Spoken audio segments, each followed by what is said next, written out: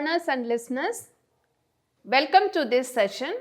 The title of today's session is Human Security.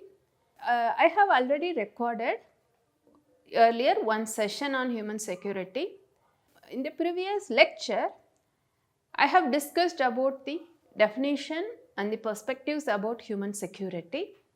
This topic is part of the course BGP 003 Conflict and Peace Management.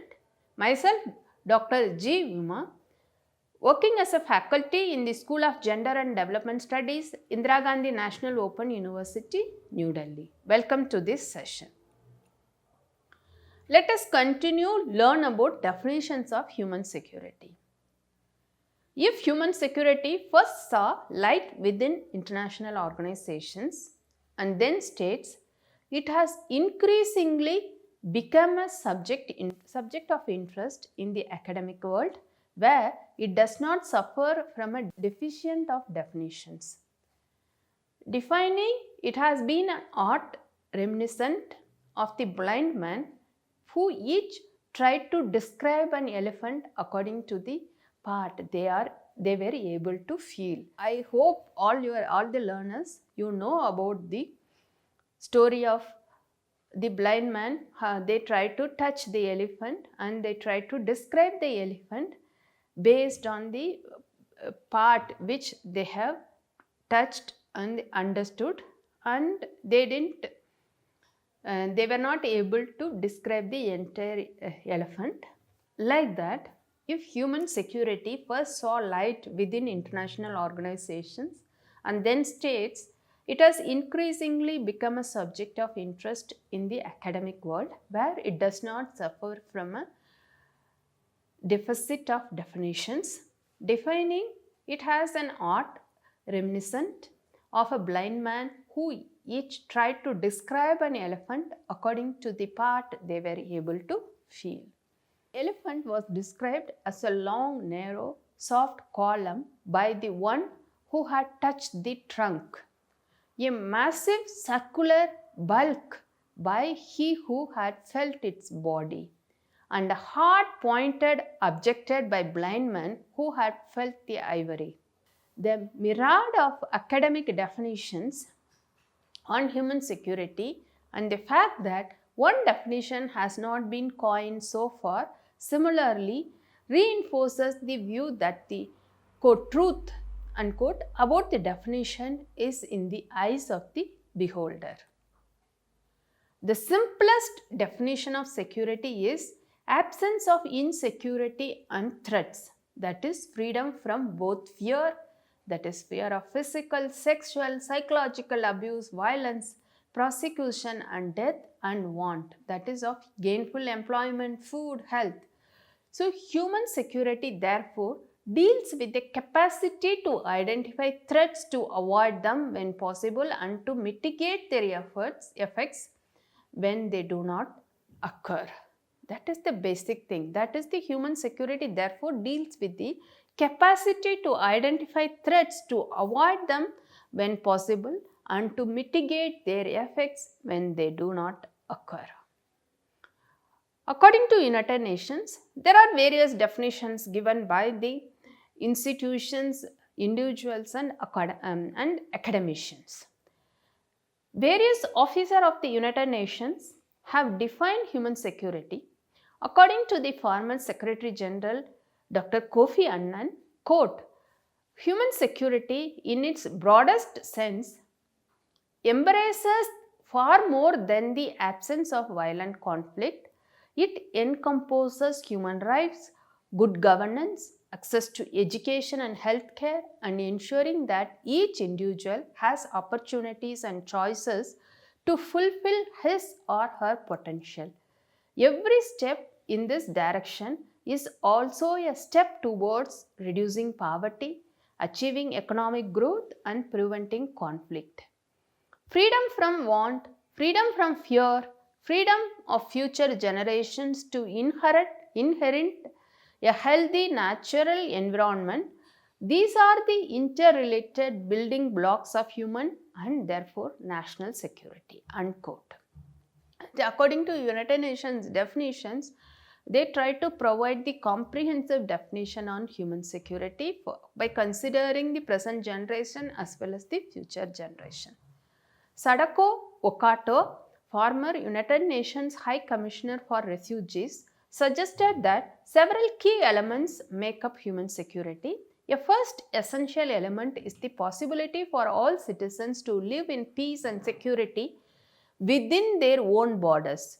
This implies the capacity of the states and citizens to prevent and resolve conflicts through peaceful and non-violent means, and after the conflict is over, the ability to effectively carry out reconciliation efforts.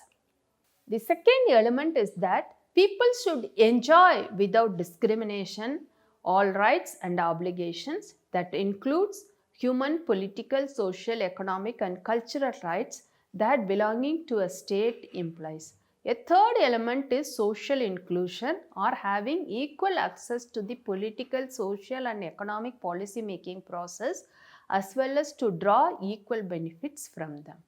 A fourth element is that of the establishment of rule of law and independence of the justice system. Each individual in the society should have the same rights and obligations and be subject to the same set of rules. These basic elements, which are predicted on the equality of all before the law, effectively remove any risk of arbitrariness, which so often manifests itself in discrimination, abuse, or oppression. Ohata further points out that, quote, threats to human security are varied, political and military, but also social, economic and environmental. A wide array of factors contribute to making people feel insecure, from the laying of landmines and the proliferation of small arms to transnational threats such as drugs trafficking, of HIV, refugees fleeing conflicts. One of the main factors of human security is precisely the lack of effective political and security mechanism to address conflicts, unquote. United Nations Development Programme provides the following definitions, quote, human security can be said to have two main aspects. It means, first, safety from such chronic threats such as hunger, disease and repression, and second, it means protection from sudden and hurtful disruptions in the patterns of daily life, whether in homes, in jobs or in communities. Such threats can exist at all levels of national income and development, unquote. According to UNDP, the list of threats to human security is long, but most can be considered under several main categories. These categories include economic security, food security, health security, environmental security, personal security, community security and political security. So, if you talk about the securities, there are various securities we can talk about. These securities can be put in these categories, that is economic, food, health, environmental, personal, community and political security. United Nations Deputy Secretary General Louis Frechette says, quote, what so we mean by human security? We mean, in its most simple expression, all those things that men and women anywhere in the world cherish the most: enough food for the family, adequate shelter, good health, schooling for the children, protection from violence whether inflicted by men or by nature, and the state which does not oppress its citizens but rules with their consent, unquote. Definitions by other experts, quote, human security refers to the quality of life of the people of the society or polity. Anything which degrades their quality of life, whether it's a demographic pressure, diminished access to or stock or resources and so on, is the security threat. Conversely, anything which can upgrade their quality of life, economic growth, improved access to resources, social and political empowerment, and so on, is an enhancement of human security. Hans von Ginkel, he is the rector, United Nations University, and Edward Newman define human security as, quote, in policy terms, human security is an integrated, sustainable, comprehensive security from fear, conflict, ignorance, poverty, social and cultural deprivation and hunger, resting upon positive and negative freedoms, unquote.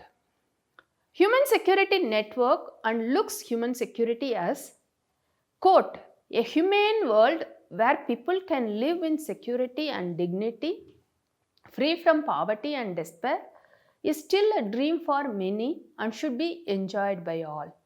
In such a world, every individual would be guaranteed freedom from fear and freedom from want, with an equal opportunity to fully develop their human potential.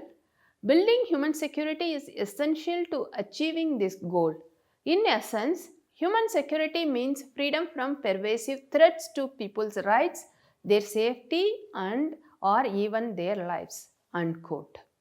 According to Kanti Bajpai, quote, human security relates to the protection of the individual's personal safety and freedom from direct and indirect threats of violence, the promotion of human development and good governance, and, when necessary, the collective use of sanctions and force are central to managing human security.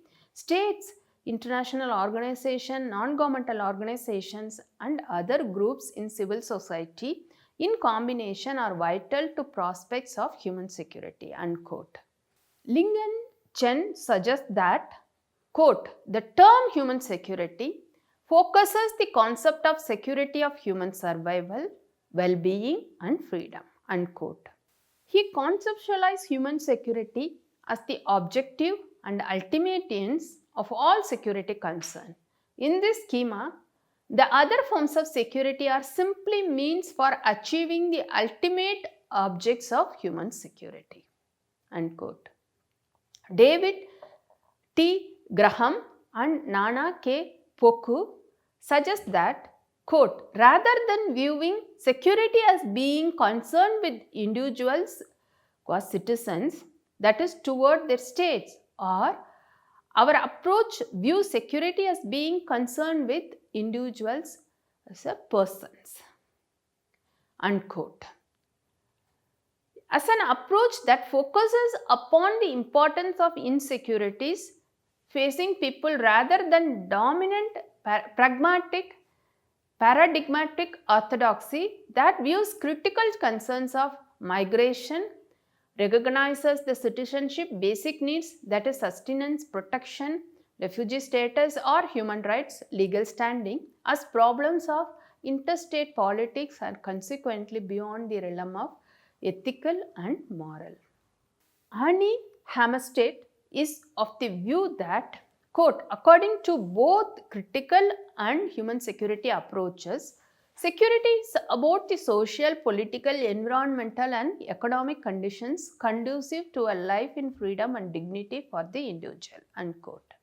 So far, we have seen the different people's definition on human security. Now let us see human security principles and approaches. From an operational perspective, human security aims to address complex situations of insecurity through collaborative, responsive, and sustainable measures that are people-centered, multi-sectoral, comprehensive, context-specific, and prevention-oriented. In addition, human security employs the hybrid approach that brings together these elements through a protection and empowerment framework. Subsequently, each human security principle informs the human security approach and must be integrated into design of human security program. These measures seek to reduce the livelihood of conflicts and help overcome the obstacles to development and promote human rights for all. Human security principles along with their approach have been discussed in details as under people-centered principle has the following approach. that is inclusive and participatory, considers individuals and communities in defining their needs, vulnerabilities, and in acting as active agents of change, collectively determines which securities to address and identifies the available resources, including local assets and indigenous coping mechanism. With regard to multi-sectoral principle has the following approach: addressing multi-sectorality by promoting dialogue among key sectors from different sectors or fields helps to ensure coherence and coordination across traditionally separate sectors or fields, assesses positive and negative externalities of each response on overall human security situation of affected community or communities. Next one is the comprehensive principle has the following approach, that is the holistic analysis. The 7 security components of human security. It addresses the wide spectrum of threats, vulnerabilities and capacities, analysis of actors and sectors not previously considered relevant to the success of the policy programs or project, develop multi-sectoral, multi-actor responses. Next is the context-specific principle has the following approach. Requires in-depth analysis of targeted situation, focuses on the core set of freedoms and rights under threat in a given situation, identifies the concrete needs of the affected communities and enables the development of more appropriate solutions that are embedded in local realities, capacities and coping mechanisms. Takes into account local, national, regional and global dimensions and their impact on the targeted situation. Prevention-oriented principle has the following approach. Identifies the risk, threats and hazards and addresses their root causes. Focuses on preventive responses through a protection and empowerment framework. The human security approach in conflict prevention and peace building. The human security approach has focused on strengthening citizen security, improving the delivery of and access to basic social services, restoring livelihoods, promoting community reconciliation and enhancing conflict prevention activities by focusing on bringing the rewards of peace to people and communities, and by emphasizing that a lasting peace hinges on the life free from fear, want and exclusion. The human security approach can help to recast efforts towards concrete interventions that address people's needs. Multi-sectoral strategies that engage a broad range of UN local stakeholders have been pivotal in producing peace divided needed to bolster confidence in consolidating peace and transitioning to recovery. The human security based needs, vulnerabilities and capacity analysis supports more targeted, efficient and sustainable priority setting. The analysis provides the foundation for capacity building, empowerment strategies that nurture local ownership and promote greater sustainability. In an interconnected world, security must be seen as a global public good. The state-centric notion of security, which lays emphasis on the territorial integrity of the state and the role of military force, falls short in addressing the different dimensions of security in the life of individual human beings. State-centric security policies tend to take the top-down approach that falls to address issues that ultimately affect civilians' perceived sense of safety, peace and justice in the long term. There is a growing consensus about the more holistic approach based on better understanding of what individuals and communities need in order to feel safe and secure. By recognizing the structural causes of conflicts in terms of social, economic, political exclusion, grievances and inequalities, the human security approach requires analyzing root causes, mapping existing local capacities for peace, and designing coordinated strategies for civil society and governmental preventive action as a part of long-term commitment to peace. Let us see the people-centered bottom-up approach. Human security refers to the security of the individual as opposed to the security of the states. When individuals and communities are put at the center of analysis, there are implications for the assessment, planning, implementation, and evaluation of security and peace building initiatives. All these require in-depth knowledge of the situation and context-specific solutions. The human security approach is not only centered on people as an objects of intervention but also the providers of security in their own right. This takes into consideration the needs of the population, their capacities, and fundamentally their judgments.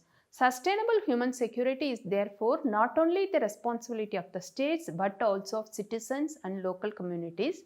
Consequently, international efforts should support local capacities and leadership to enable local response strategies to conflict as much as possible. Ultimately, the legitimacy of both state institutions and security strategies relates to the extent to which populations perceive access to justice, basic human needs, and space for participation. The security policy making process requires participatory mechanism to determine what individuals and communities perceive as security threats as well as what is needed in order to feel secure. The human security approach recognizes that civil society is not an homogeneous group. Consequently, perspectives and needs of different segments of population including men, women, boys, girls, refugees, minorities needs to be considered. A gender inclusive approach further recognizes and addresses the different vulnerabilities of women, men to these threats and their respective strength and skills to build more secure society. Accountability towards local populations requires long-term relationships building and collaboration with a broad range of local actors including diverse civil society and interest groups. Peace and security challenges, we have to see this growing complexity of threats to peaceful coexistence and social justice. Human security requires multiple and diverse actors to develop solutions to interdependent threats.